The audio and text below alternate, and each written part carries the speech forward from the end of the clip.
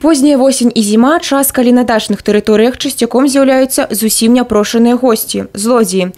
Але для вёскі Скокіў, наваколе якой размешчана шмат дач, гэта не ўласціва. Тут за кожным дачным участкам пільна сочаць вартаўнікі, самі ўдзельнікі садовага таварыства.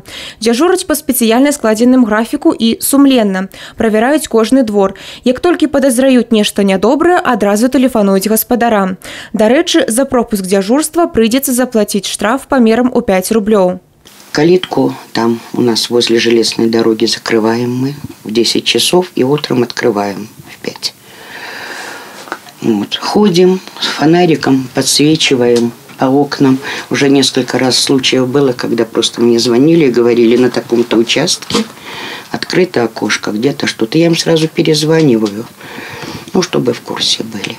Вот у нас записывается, какого числа, кто дежурит. Пишут, что за время дежурства происшествий не было. Тихо, спокойненько.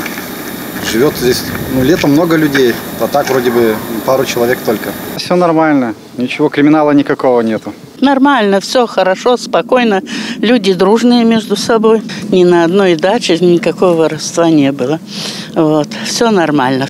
Пакінуць дачу без нагляду на працяглы час – асноўная прычына такіх злачынстваў, як лічаць праваахоўнікі.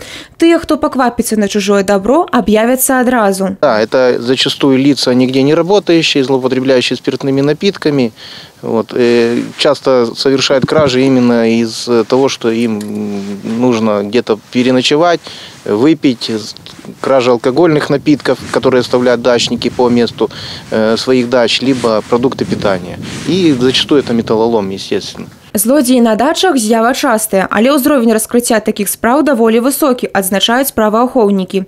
І ўсё ж лепш злачынстваў не дапускаць, гавораць вартаўнікі садовага таварыства «Факел» і працягваюць самастойна сачыць за захаванасцю сваіх дачных скарбаў.